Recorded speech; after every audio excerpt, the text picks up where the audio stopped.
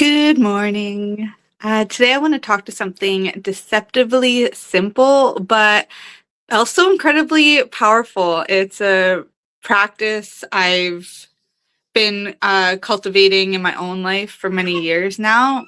It's just about looking at the good, because we all know that there's duality. We know that there is good and bad in everything, that life, the darkness, and the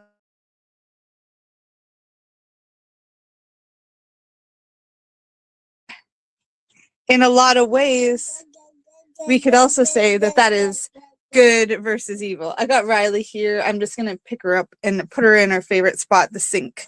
And then we will continue here. Here we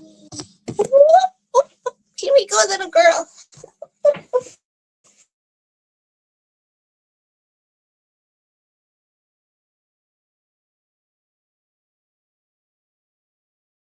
Say hi. Hi. Yeah.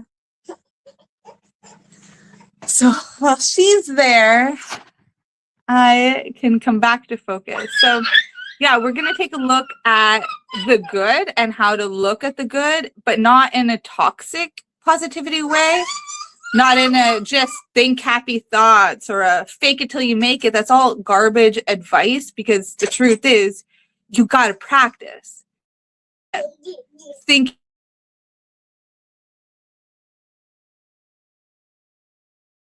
and our thinking is much like a muscle, just like our body has a muscle memory. Just as our heart, in heart math, they figured out that our hearts have a memory, but so do our thoughts, and we can get in rhythm of this toxic thinking, which could also let in the negativity, which could also be that evil, which could also be that darkness, which could also be getting in the habit of complaining, or where that devil, like in Outwitting the Devil, how Napoleon Hill talked about when he was channeling that darkness, able to explain and see how it is that it becomes a saboteur, and that it starts with our minds. So I want to talk about thoughts in a way that actually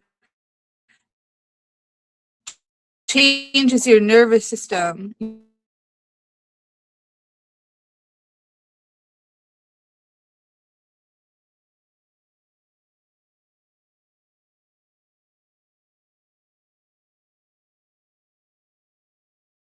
Big catastrophic moment, he wins through small, repetitive thoughts like self-criticism, resentment, worry, garbage mental loops.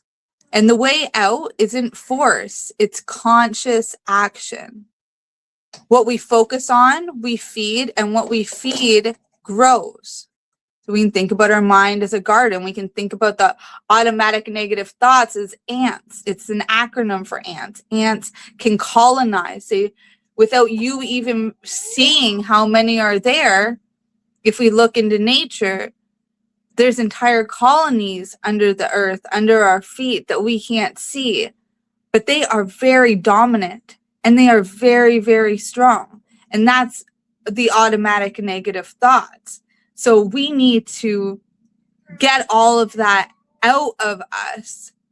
And looking at the good is an act of mental discipline. It's a type of spiritual sovereignty. This is also where I'm going to bring in my own passions, because this is where microdosing and psychedelic science actually support ancient wisdom. The default mode network, or the DMN, for anybody familiar, is a part of the brain tied to ego stories, rumination, self-judgment, that looping of negativity.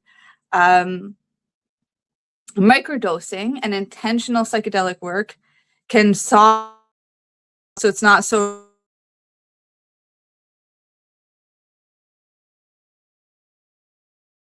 allowing that neuroplasticity to use that time while the default mode network is dampening, is getting smaller, to create new pathways. That's where, you know, we can think about it kind of like nature. I've used this metaphor before. Some of you who worked with me professionally may remember, but essentially you can think about it as like a forest, okay? And there are these trails.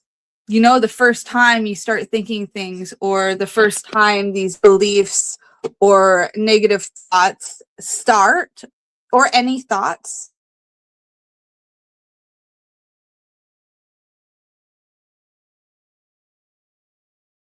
essentially they start out as just little pathways. And then those pathways, the more that you use them, they turn into roads and then highways.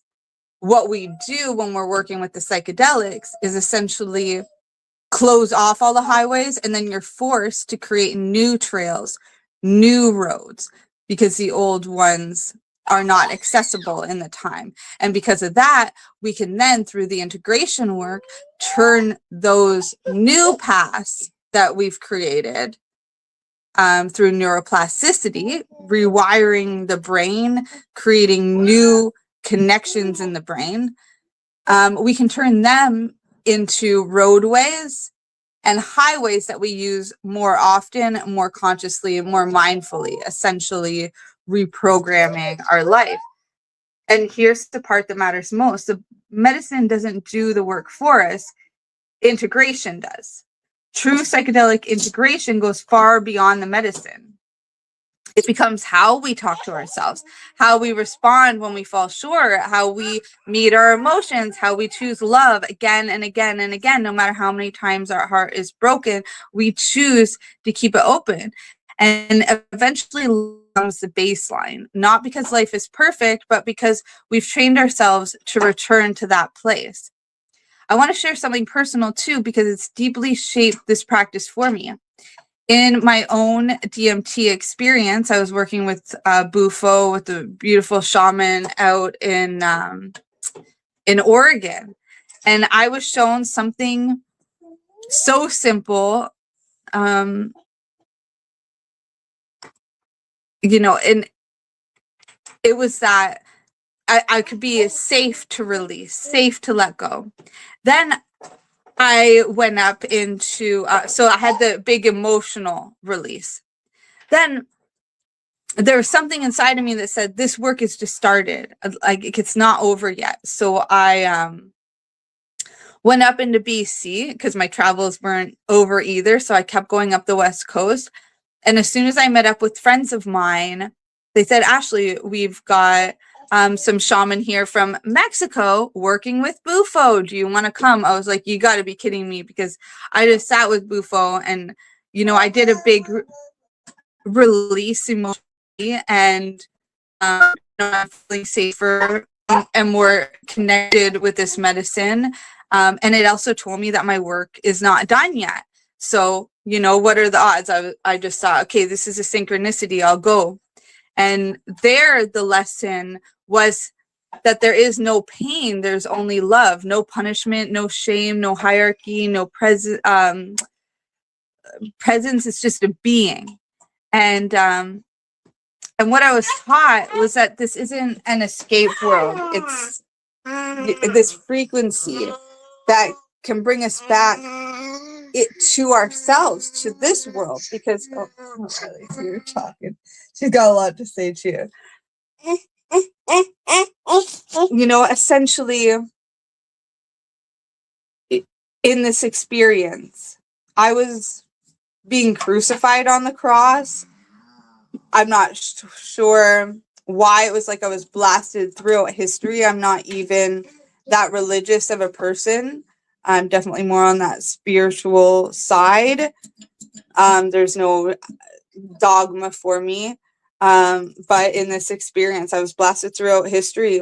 And I may even believe that there was, you know, a man named Jesus and, you know, a woman named Mary.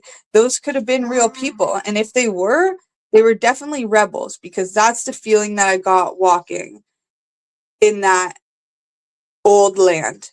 And when I was crucified on the cross, I just felt electromagnetic energy going through my hands, like when we were doing the Reiki initiation, or like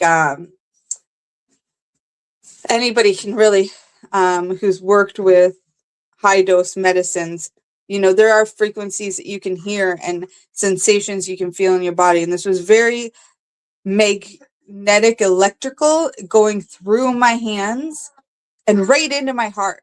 Even though I could look at my hands and see blood, even though I could look down on my feet and I could see that I wasn't moving, even though I could feel what I guess would be blood coming from my head, the only thing I felt was this electromagnetic energy go from my hands into my heart. And then the crowd went from blurry to more clear, and I saw Mary, who I imagined to be Mary, with the sun. And only people who are working with psychedelics or have done these deep dives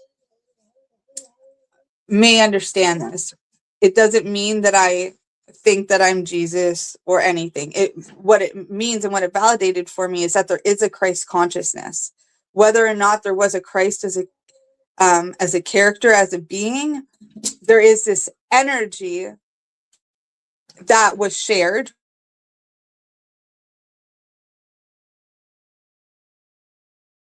That when things seem unclear, to bring back into focus being mother, my son at the time, I didn't have Riley, but also anything that hurts from the past, in the future, in that present moment, to just come back to that feeling, bring it back into my heart and just love. This season of my life, it's definitely about focusing on motherhood. And with that, you know, there can be, you know, a lot of complaints, a lot of frustrations, a lot of repeating myself, a lot of repeating with words, a lot of repeating in actions, because I will clean something up and then next thing you know, it looks like this. So, you know, I can do things 1,000,000 times and I could complain about it, or I could just honor that nothing's perfect, and that, you know, the most consistent thing I could do is to approach with grace and with love, and choosing moment by moment to alchemize the exhaustion, to alchemize the frustration, any guilt or grief, just alchemize it all into love. And sometimes love looks like patience. Sometimes it looks like boundaries. Sometimes it looks like saying I'm sorry to my kids or to myself because I've fallen short of what my best was, or apologizing that my best may change depending on how I feel or how busy I was in that day. I also want to be very clear about this, that focusing on the good does not mean dismissing emotions. You know, we don't want to spiritually bypass here. We don't want to pretend that anger, sadness, and fear don't exist. We want to embrace it all, because life is a guest house, and then we choose how to relate to it. When I fall short, I don't punish myself. I talk to myself with love and I forgive myself. Ho'oponopono. I love you. Please forgive me. Thank you. You know, I remind myself that growth is not linear and that love doesn't revoke itself when we're human. You know, looking at the good is not denial. Instead, it's devotion. You know, it's a daily practice of choosing presence over panic, compassion over criticism, love over fear, faith over fear, and doing that again and again and again and again. And when we do that slowly and imperfectly, honestly, love stops being something we visit. We become who we are. All emotions are welcome, but love is the home we return to. Love is more than an emotion. Love is a state of mind, and that's how we outwit the devil. That's how we move from pain into power, and really cultivating it as a mindset, not just an emotion. With that, you guys, I'm going to go. Riley and I say bye here. You say bye-bye? Say bye. Bye.